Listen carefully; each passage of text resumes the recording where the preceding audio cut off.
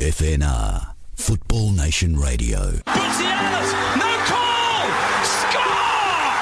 Salamini for Cole. Cole on the run. Shoots. 2-0.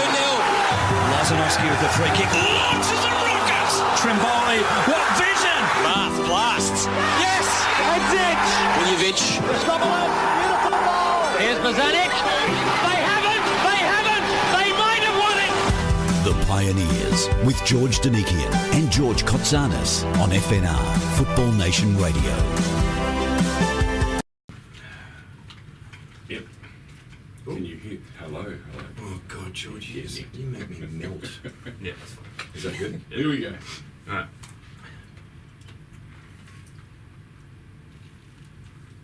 Welcome to another edition of The Pioneers. It's George Donikian along with George Kotsanis, and we've found ourselves a bit of a pioneer, but this one's a bit different, isn't he, George? This is different, yes, absolutely. But someone from radio, TV, newspapers, this guy's a legend. Can we start by saying what I remember of our guest? And you'll hear it from him in just a moment. He's just taking a deep breath. In the early days of SBS, our mission was to push, promote, and lift the game and the profile of the World Football Code called soccer in Australia, but football everywhere else. Correct. And we let loose a bunch of characters on air that gave the SBS football commentary something unique. And he was at the top of the tree. Unique indeed. He was colourful. He was not only capable of telling you what went on, but he also occasionally told you what was going on behind the scenes. And in fact, that's what we're going to try and do. Why don't you introduce him, Georgie? Welcome to the show, Greg Blake. Great to have you here, mate. Good Lord, gentlemen, I must tell you, I'm incredibly nervous being around you guys and your kind words. I'm gratified. I mean, and you mentioned the early days of SBS. What few people recognised at the time that I was dangerously unbalanced, and now you combine that with my senior years. They were terrific. What possessed a guy called Blake to fall in love with this game when everyone else around you, probably, especially when you were growing up, was in love with this thing called VFL? Look, I can tell you because I am an Aussie kid, Western Suburbs, yeah.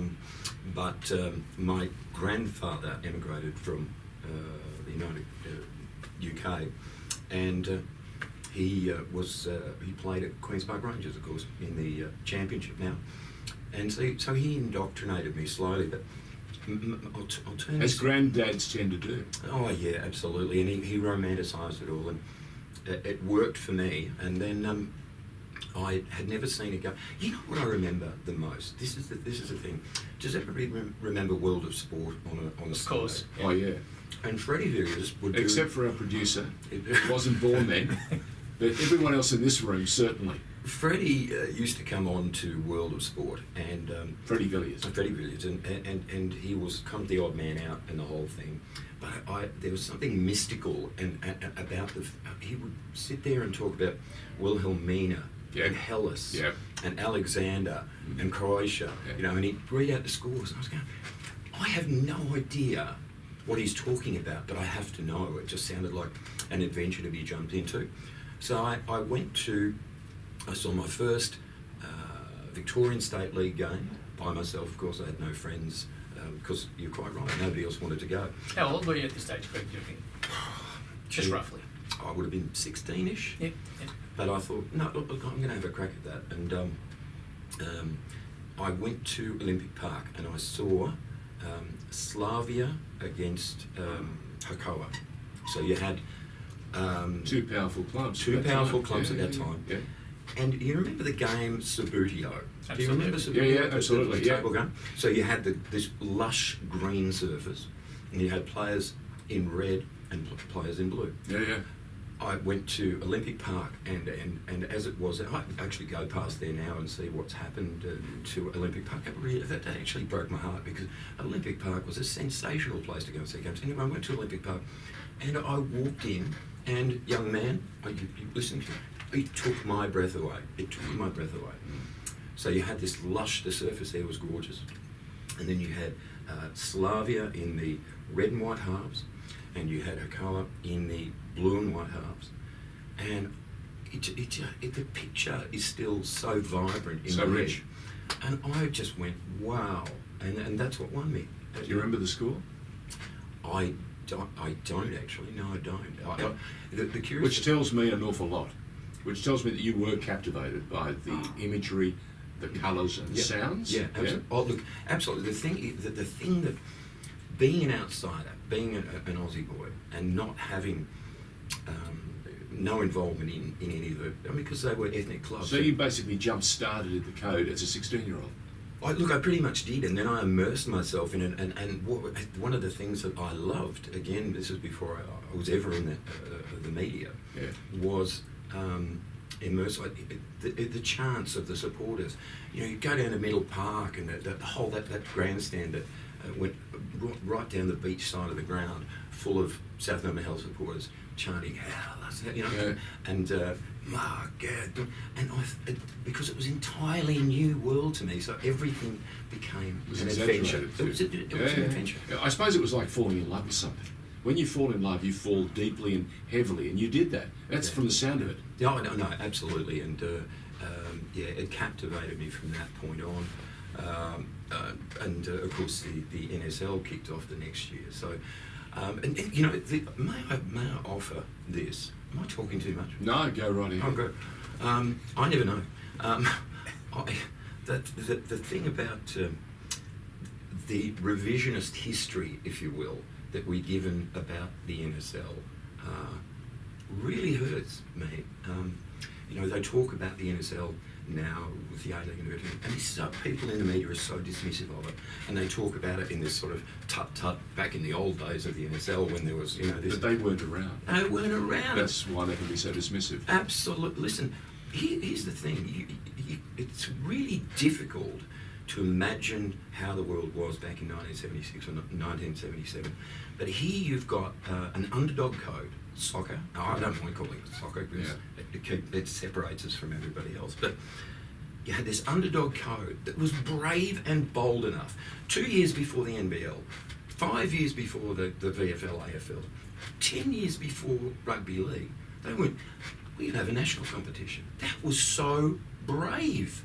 Talk about pioneers, eh? Absolutely, and you know, we were at the forefront of you know, putting together a national competition for the first time. It was unprecedented. I'll give you a heads up. Everyone talks about the might of the AFL and the way they think and all that sort of stuff. The truth of the matter is they've followed football or soccer almost in every step. The only thing they've done better is they've been probably better administrators. And they've also had that ingredient that we wish we could have had, more skin in the game. In other words, they were part of the newspapers, they were part of the radio stations, Absolutely, and they were part of the television stations. Yeah. And when you have that investment, you know, you want and you must have success. Mm-hmm. So they've preached it and they've boosted it at every level, from the local grounds to the state grounds to the national grounds, and they own all the grounds. Yep. So it makes it a bit easier to tell the story, doesn't it? Oh, absolutely. I remember Freddie Villiers, of course, and I actually replaced him at The Truth, which was a quality journal at the time. You all remember The Truth newspaper. And Peter Desira, of course, at The Sun. So I was fairly pally with those two at certain points. I remember soccer people. Real soccer people. They were really dismissive of Peter Desira, for example.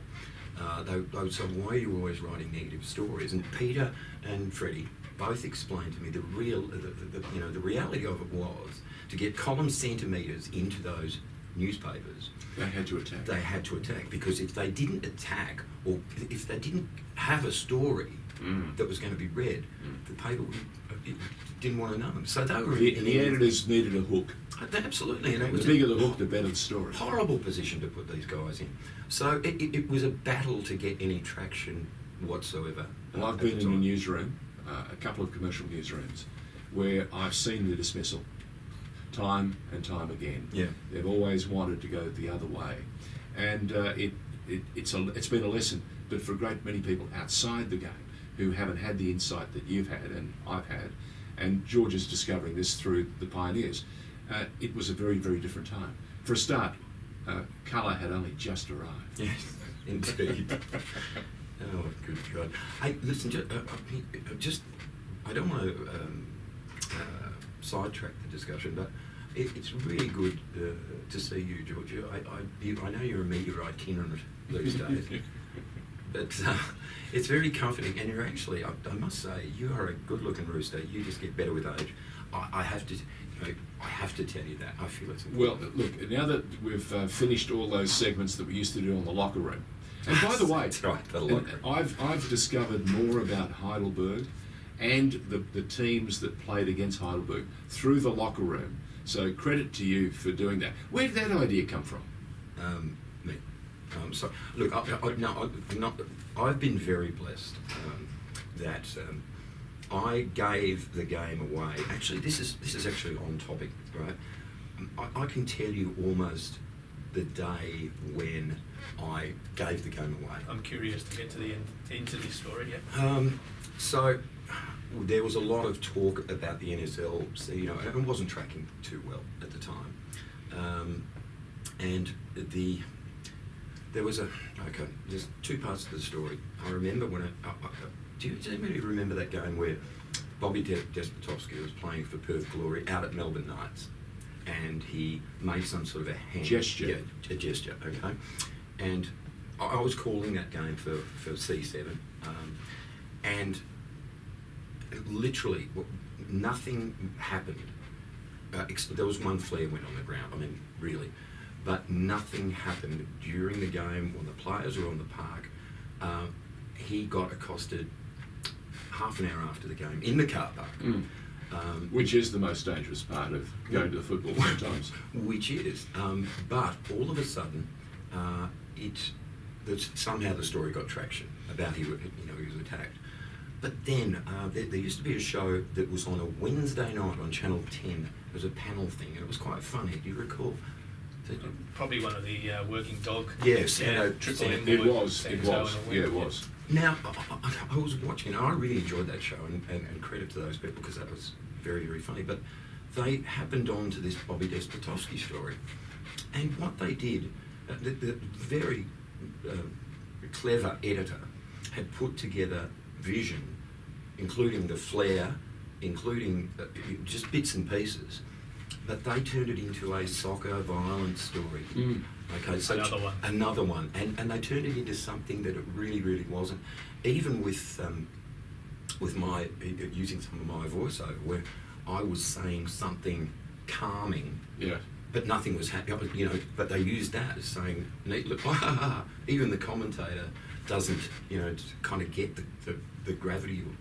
It was like a bunch of crap. Nothing happened. So I thought that was it wasn't the first time, but it was. It just drove home the point that I am just riding a pony that hasn't got a ticker anymore. And then with the talk of the NSL, and we all knew what was happening, and then it was fairly clear that the ethnic clubs and the very people that gave me such joy over the journey, the Greeks, the Italians, they were basically being told, listen, we don't really want you involved. And so many people that I was so fond of in the game at those clubs, it broke their hearts. This is the David Hill era, is that? No, this is the just transition to A-League. Oh, okay. Yeah. Transition to A-League. And I saw good people, great people, who were so, immersed in the game and who'd done so much to build the game, hurting because of what was happening. They knew what was happening, and I thought, nah, stuff this, I'm out. I've got to do something. So that was the arrival to the A-League. Can really, you take us back a little bit earlier when we had the arrival of the David Hills era as the head of the game, when he wanted to de-ethnicize the clubs and take away their badges, their flags, and their symbols. Yep. As long as and their flares as well. Look, it was part of that process that did go from David Hill, that would have been 97, through to and it's some you know, I mean, this I don't really. When know, did you but see your first flare? Let me stop you there for a moment. Oh, come on. When did you see? No, I ask you for a very specific reason. When did you see your first flare at a game? And I ask the same of George in a moment. When do you remember it? Oh, look, I'm being quite sincere. Yeah. I can only ever, Mhm. and I've seen hundreds of games. I've Yeah. travelled the country. Yeah. I can only remember 2 occasions. Yep. I am- Mid-80s? I am old. No, Okay. mid-80s we're talking? The 2 occasions was the one game at the Melbourne Knights. Yes. And then the And what era? And we're talking mid-70s? No. The Melbourne Knights was about 2001 or 2000. Okay, all right. And the only other one I can remember is the 1998 grand final Good. between Carlton and South Melbourne. And I promise you, okay, I'll swear to this, that I covered my first game as a journalist in the print in 1980. It was Preston against Juventus. Yes. I remember the score there, it was 0-0. And Frank Munro, ex-Celtic, played his first game for Juventus. Fantastic. Anyway, that's not the point. But so then I covered matches from 1980 right through to 2002 in some capacity. And I can't remember a flare being thrown at a game throughout the 80s. You'd think I would. It just wasn't a thing that people did. George, when was the first flare you can remember? I'll go on record as saying is I hate flares. Yep. They're about exciting as the Mexican wave. Right. The very first flare, probably on TV. The only one I think I saw in the flesh was when I was coaching and one of the girls actually had one in her sock, and when she scored, she threw it out into the Oh, goal. dear. Good So gracious. that was an interesting thing. But I don't remember. I don't Okay. recall a lot of flares. The reason why It's not something I remember. The reason I brought it up is because I believe that the flares arrived with the arrival of SBS. We started showing for the very first time. Remember, possibly, up yeah. until 1980, there was no need, no requirement, no must watch soccer unless it was the match of the day on the ABC, which was a composite show of a whole bundle of games and only the highlights. Okay. And it was on the ABC, and it was very straightforward, but beautifully edited and very exciting to watch. No flares. With the arrival of SBS, what we wanted to show you was the world game through this Australian lens. And Greg was part of that. But what we also offered for the very first time was the unedited vision, because we take the games live from Serie A, from La Liga, from the Bundesliga, and we saw the ultras of Juventus and others, and AC Milan and whatever, all jumping up and doing something we'd never seen before. And it looked exciting, it looked colourful, and it added to the atmosphere. And suddenly, we saw it being mimicked on some of our grounds in Australia. I remember being so excited with what we were allowed to do at SBS, because I was there from day one, and I was thrilled to bits that we were promoting the game. But I now can reflect 40 years on, going backwards and saying, we also had a task and a responsibility, and we let the game down too. Okay. Yeah, that's fair. We didn't need to show the camera or direct the camera to the action like the cameras did for years with every flasher. Remember, every time when they'd run across the ground, you'd spend 5 minutes covering them. For what reason? So you'd have something to highlight in the newsroom, right? And then when they stopped doing that, interesting, the flashes stopped too. Yeah, actually, that's an excellent point. I just digress for a minute. You mentioned Serie A, for example. Yep. People, young people these days have no idea, have no concept of how fortunate they are if they're soccer fans, of how fortunate they are. Because it just reminded me, I couldn't get enough at one stage. I was like a junkie. You know? It was kind of sad and pathetic. We're all like that. Look, when I first discovered this game, George, I was aroused in ways you couldn't understand. Yeah, you dived in. I really, and you went everywhere to get a fix. So nowadays you've got, you pay television, you've got SBS, you've got, access to all sorts of things. Your phone. Exactly. And back in those days though, 76, 77, 78, I recall they used to run highlights of Serie A games, right? They'd get them in cans on film Tony Palumbo. and play them at a cinema out in Sydney Road. And so it was every Wednesday night, this dick-looking Australian guy wandering up amongst these hundreds of Italians who are getting, and I'm sitting there, and it's Italian commentary. I have no idea what they're talking. Their Serie A fix. But that's how you had to do it. You know, that's how you had to do it. So in those days, you had to be incredibly resourceful to be, to watch the game, and it was it was a lot of fun. But the young people now, they have no idea how fortunate they are. Well, speaking of that, let's take a break. And when we come back, we'll touch on more of those little escapades, those opportunities that you first enjoyed with real relish.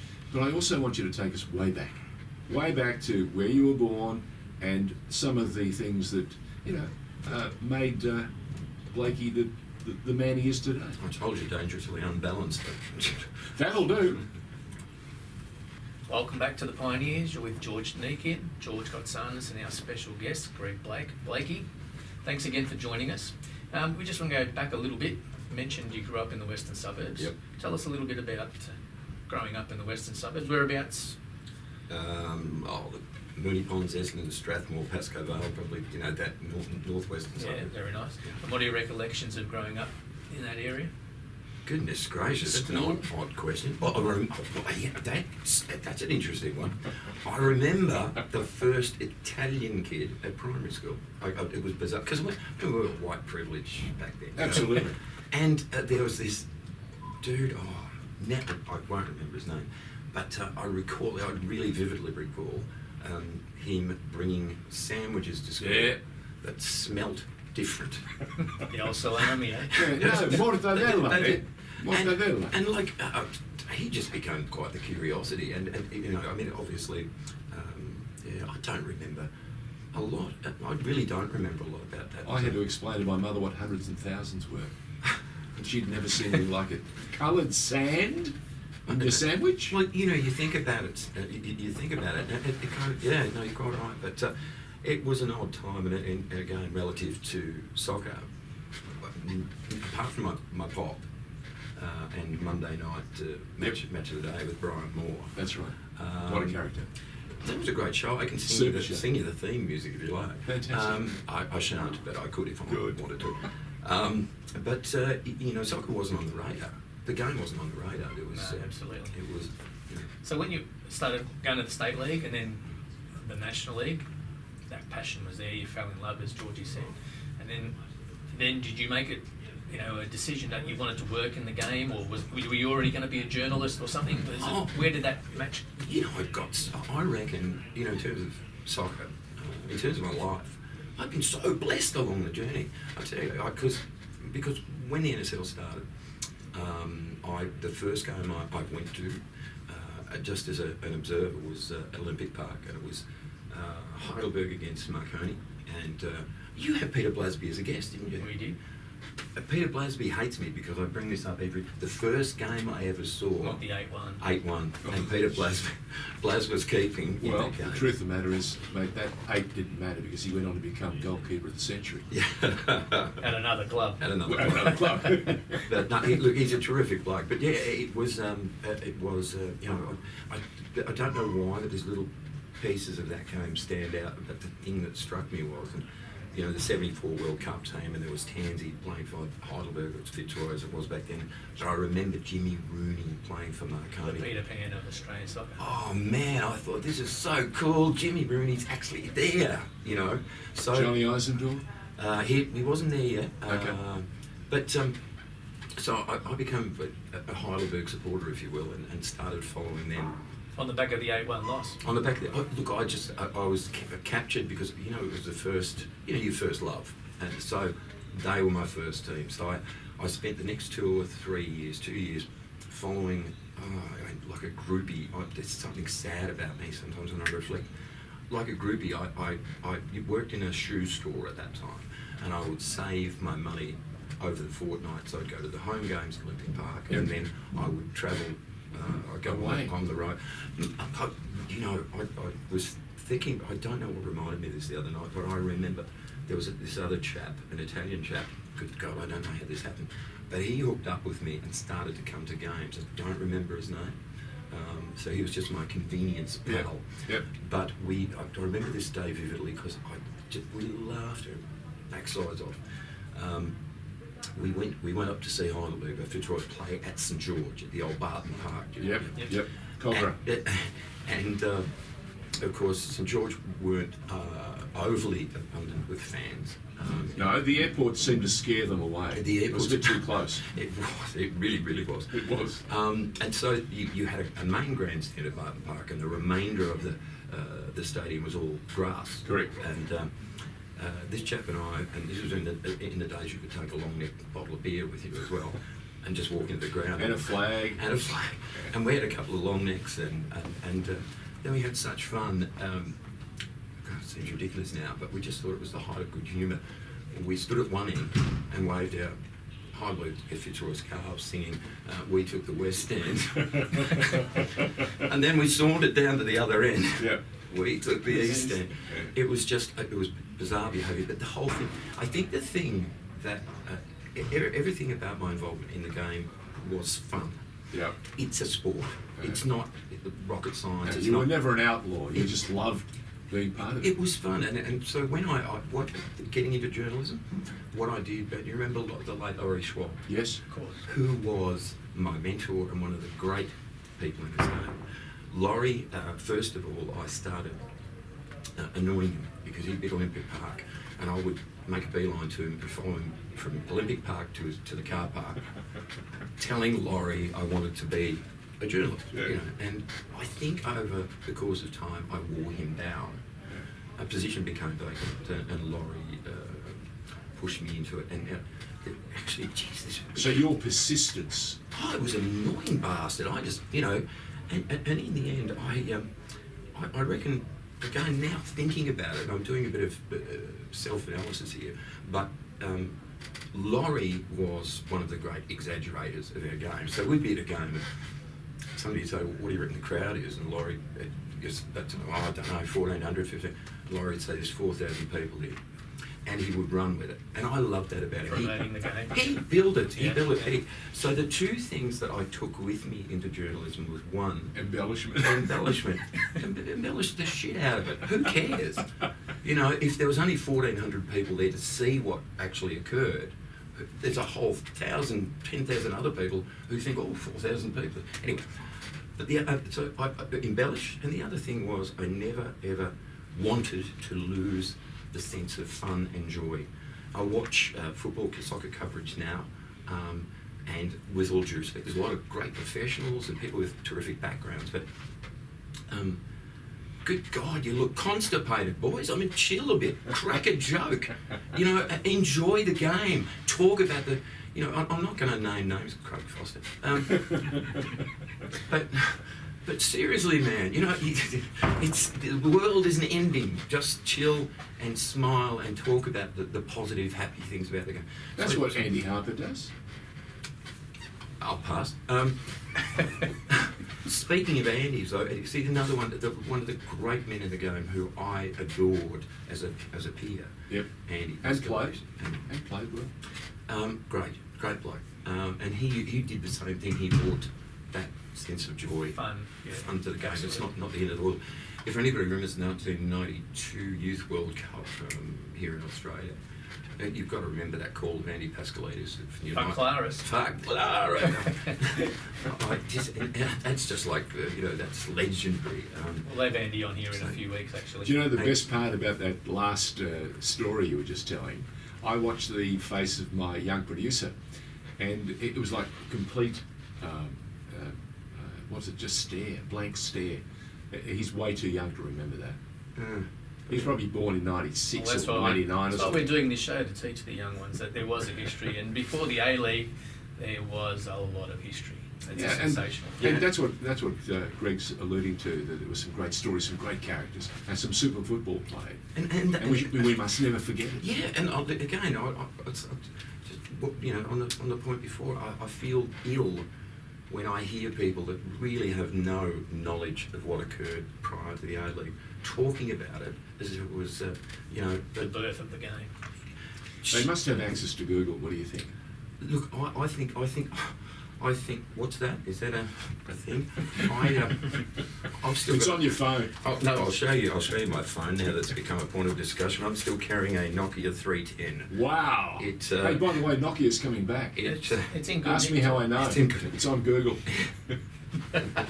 And whatever that is, I'm sure you're enjoying it. Look, Put it on vibrator. It's constantly Thank on you. vibrator. Thank you. I just get mortified by the fact that we sweep away that people that really don't have any right to be talking about the NSL as it was and have no knowledge of it. Talking about it, as I said, as if it was a minor sort of hiccup along the way, that there was this wave of ethnic violence week after week, and they have no idea. It was a wonderful competition. It was a groundbreaking competition. And It was exhilarating. it really, really was. No. I might add, though, as a former president of a football club who had to endure some interesting jibes by the then media, I was accused one day of saying something that was unreasonable and unfair. In fact, lying about what they believed had happened at Bob Jones Stadium in a match between South Melbourne and Preston. We played the Lions in a really important game, and the police did have to come on at the end because you may remember the perimeter fence. It had basically, got rusty, and as the fans were shaking it, it fell over. And of course, they spilled onto the pitch as well, and that introduced the police horses. And of course, what do you think the headline was the next day? A riot at Bob Jones Stadium. And I got up and I said it wasn't a riot, and I remember being called into the Channel 10 newsroom, the office of the news director, saying, just to remember, you want to be a newsman at Channel 10, or do you want to remain president of South Melbourne? That just typifies. That tells you just what sort of angst and what sort of attitude people had to the game. Yeah. And this is not that long ago. Yeah. No. Look, I couldn't agree more. Again, I'm not going to. What were the memorable games? Tell me. Let's take you back gosh. to some of the ones that left an indelible mark. Actually, that's actually a good question. I think the first game that I saw that was memorable, Yeah. and it wasn't an NSL game. The first game I saw that sticks in my memory was. Was it a derby? No, it was 1980. I suppose it's a derby. It was 1980, and it was the Donikian Cup final here in Victoria, and it was. So we didn't see much of Melbourne Croatia, or Eastern Croatia as they were then, because they were in the State League. They were a powerhouse at that stage. They were, and I went one night to see the Donikian Cup final. It was night game at Olympic Park, and I watched Melbourne Croatia play Juventus, and they polished them off 8-0. And they were just. This is really interesting because you're saying that Tommy Cumming was here. Yep. And Tommy Cumming was part of that team. Was he exhilarating? He was a wizard. He's he a really phenomenal. was. Yeah. And that's the first time I actually saw Melbourne Croatia win. I think there was a final in 1984. It may have been a preliminary final between Heidelberg and Preston, I'm sure. And it finished 4-4, and I don't know why that sticks in my memory, but lots of 4-4 would stick in your memory. 8 goals. 8 goals. I remember Gary Cole scoring a hat-trick for Victoria against Ajax. Did he use his head? He did not. Didn't need. No, Didn't need not. to. We have a running gag on Pioneers. Every time anyone mentions Gary Cole, we ask, was it a header? Did he score with a header? And even Gary, sitting in the seat you're sitting in, said, no, I never. No, I can't recall. And I had such a crush on Gary Cole, like a man crush. I did. Yeah, we all do. Yeah, if I was going to turn for anybody, it would be Gary Cole. Right. I'll tell his wife. It's okay. And the disclaimer is we don't have a running joke, George. You do. Okay, all right, fine. I can't bag Gary Cole. Who's bagging him? I'm just letting you He was know. It's brilliant. not my DNA. I'll tell you who he was. He's back in the game. That's the most exciting thing. Yes, I've run across him a few times because he's an ex-Heidelberg. Well, he's a legend out at Heidelberg, so I've seen him quite a number of times in the past couple of years. But I'm just trying to look. Actually, the literal truth is, if you uncork the bottle, which you're trying to, I'm actually going. How much more of this show have we got to do? Keep going. Oh well, because I can reel off going. The more I really think about this sort of stuff, and it's really nice to be in here with you guys, and actually, and I think I didn't think of that. I didn't remember that until Just now. Yeah. Yeah, that's what happens when you Tell us about the work you're take doing. the top off. Tell us about the work you're doing Actually, now with Heidelberg TV. Just before that, let's take a short break. Sure. And when we come back, we'll find out what Greg Blake is doing right now and why it's still putting a huge smile on his face. You're up. 3, 2, 1. Welcome back to the Pioneers, George Kotsanis, George Donikian, and G'day, our mate. special guest, Greg Blake, who we're having a ball with in here. We're actually letting him give us a little oral history about not only the football that he remembers, the football that he was participating in, but also what he's doing now with Heidelberg. Well, look, I said before, I think in terms of life, I've had a charmed one, and getting into discovering soccer, getting into soccer and making my living for 20 years. And when I knocked it off, I found my new passion, and that was working with young people in youth work. Putting something back into the society. Look, I loved it. I felt, I felt really good about myself by being. But then a few years ago, and you would know this well, Nick Rahovitzis from Heidelberg started producing a show which was very similar. It was like a visual version of what we're doing today, which was called The Locker Room. Yep. You appeared there a couple of times, and we're always very grateful. You had a presence, George. You had wonderful. We were reverential. So that was enormous fun. And then, as a byproduct of that, I got involved at Heidelberg, HUFC TV, and the award-winning HUFC. Thank you very much. We won an award last year, and so I, as I said to you before off air, I'm at an age now where I don't give a stuff. I want to do the things that give me joy. Yeah. So getting back involved in that sort of basis. So we, just so you know, 7:30 Thursday night on the Facebook interweb thing, live every week. It's the Weekend Pump. All things Heidelberg every week at 7:30. Award-winning HUFC TV. Plus we cover all the men's games home and on the road, as many of the women's games as we can. You're excited to see the women?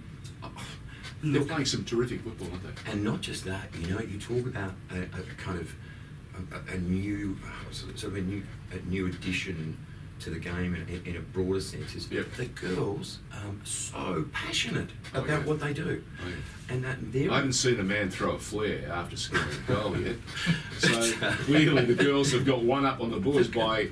And by the way, we're not suggesting to any of the players to go about and try and reprise the effort made by one of George Kotsanis' young footballers. The girls are gorgeous, and their commitment to the game and their passion for it, and the work they do around the club. The Heidelberg girls last year, for example, brought in community programs and had the LAB, what is it, the LFBMPQ, LGBT. I was just thinking, what part of the vocabulary are we going to here? So, and they all, but they immerse themselves in community services and with the general public, and they back up by supporting the men's teams. And I'm a real Admirer. Easy for you Thank to you. say. Yeah, that's all right. Admirer of not only their contribution as players, but they have embraced this with a passion, and you can't help but play off. The ground at Olympic Village is looking more like a ground worthy of HUFC. Oh, look, Heidelberg was dead in the water perhaps 10 years ago, and they have built. Last year, in terms of, we had 907,000 views of HUFC TV product last year, which is extraordinary. And that's not a Laurie Schwab. No, that's right. We've actually got it documented in computer figures, which makes no sense to me. But I'm just being mischievous, that's all. no, well played. That. So their memberships are up, their sponsorship, their corporate partners, etc. The ground is in. They've had some additions to the ground, and I'm back there now at the right time because they are nailing it in every sense. Okay, we've got a new NPL season coming up. Will Heidelberg play South Melbourne, and will it be a challenge once again, as it has done for years, for the ages? Will it be a great derby? Hard to say. Look, Heidelberg's got a big chance. Heidelberg were terrific last year. They won three. Just about Hey, everything. the national champions of the National Premier League. National Premier League plus. Hey, that's some sort of stat. Oh, look, and that's not a Laurie Schwab. No, that's not a Laurie Schwab, and of course they came very close. They lost the grand final to Bentley Greens. They could have won 4 of 5, and they got to the quarterfinals of the the FFA Cup, and so they've got a lot to actually live up to. I suspect it won't be as actually. I've got, if any of them are listening to this, I've got to no, they're going to do great, but I've got my. You got your reservations. I think they're going to be sensational. But I mean, you can't. That was a groundbreaking season for an NPL club. Historically, nobody's ever won three. George Katsakis is still smiling, and when you consider how much work you have to do in the pre-season, for him still to be smiling, that's how much joy it brought him, and how much reflected glory as a coach you would have felt as well. I think the problematical part of that is George took a couple of the trophies home, and we've not seen them, and I'm just concerned that they may come back with tarnished in some manifestation. He really enjoyed it. So what Greg Blake is saying, George, is George Katsakis, if you're listening, bring them back. Bring them back. It's a subtle way of saying the club knows you've got them. It wasn't all you, Cats. It really wasn't. It was actually award-winning HUFC TV. Of course, over the line. But as I said, it's good to come back and there's no pressure on. I'm just doing fun stuff. I'm doing fun stuff. Look, I mean, this is bloody brilliant. I am so grateful that you invited me on. It's big. And I said off air to you before, just. In your everyday life, you don't stop to really consider this stuff, and then also you two are probing me. You can probe me anytime you want, George Donikian. I'm glad you said Donikian. Oh, no, look, I'll toss a coin.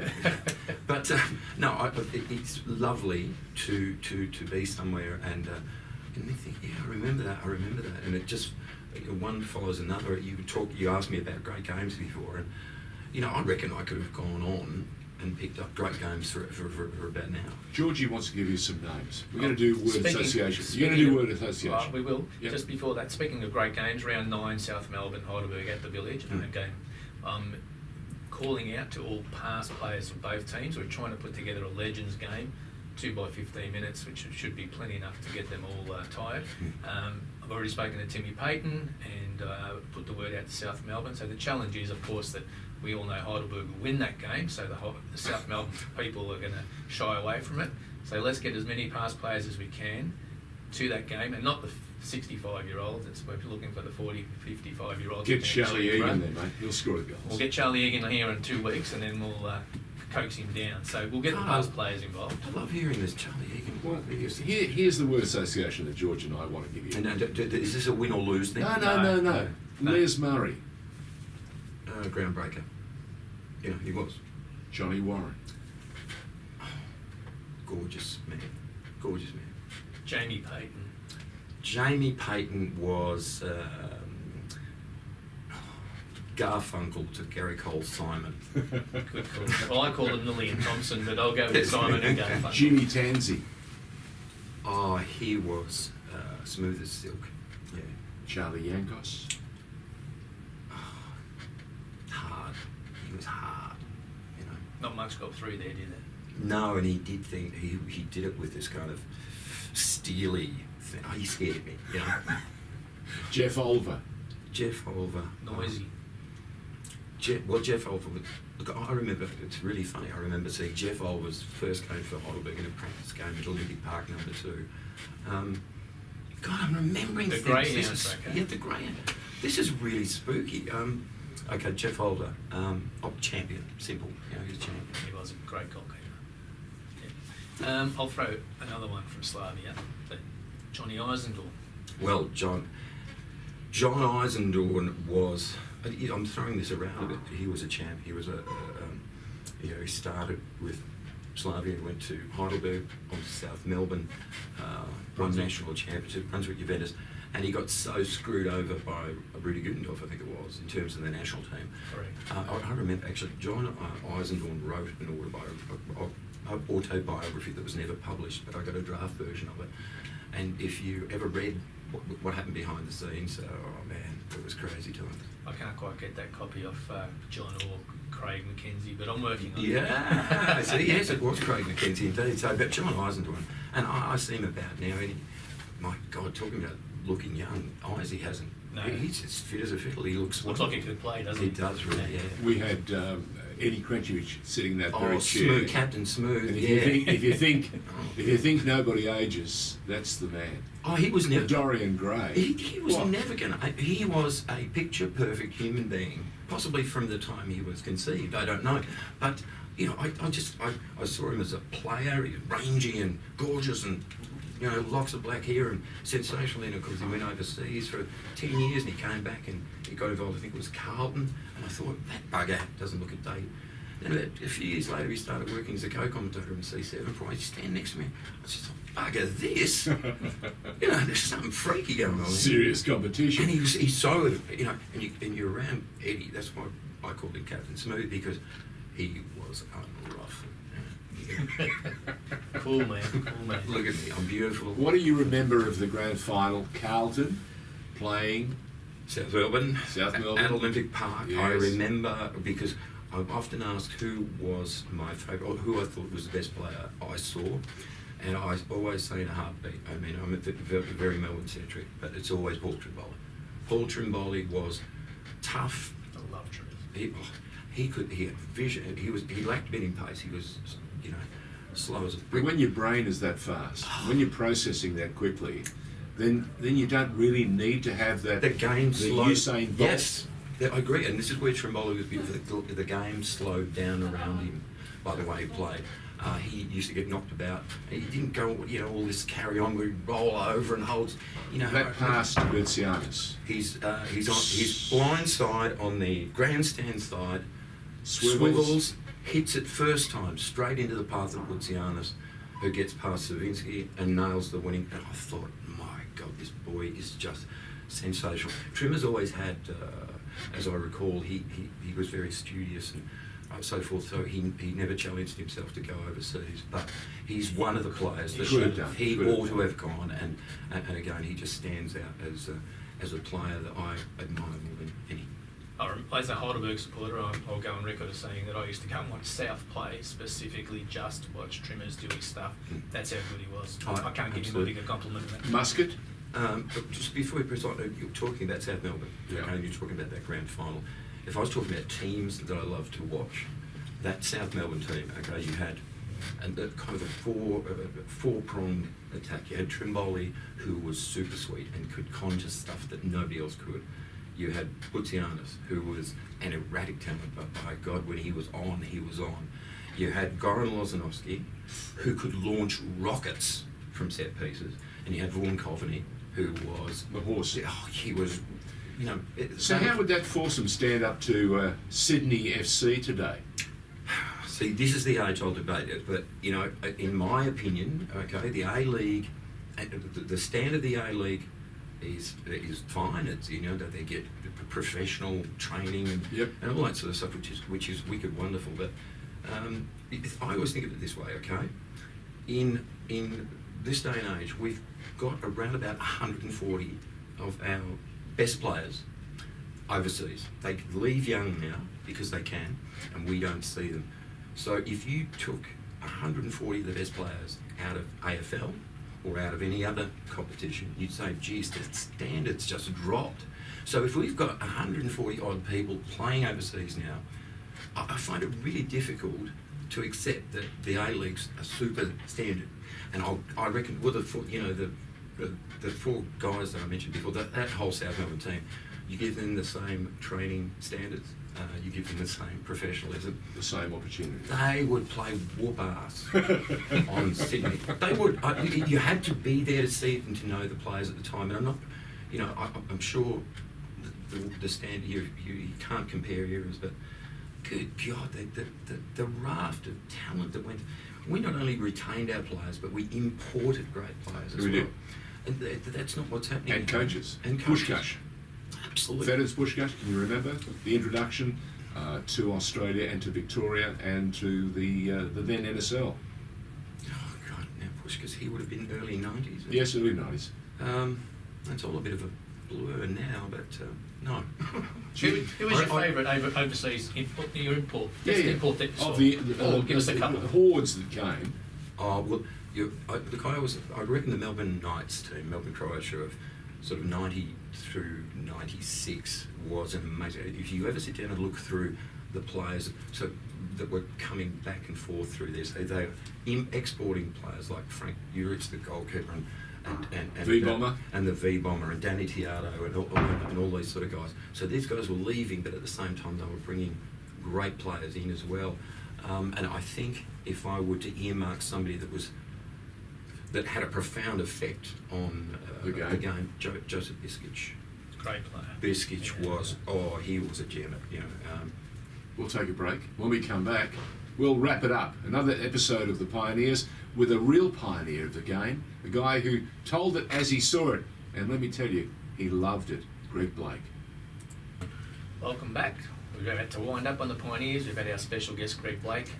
We've covered a lot of territory, haven't We've we? covered a bit. 1 hour is clearly not enough for this special gentleman. He is an absolute pioneer and a pleasure to chat with, and we'll probably be chatting with him after the show for the rest of the afternoon.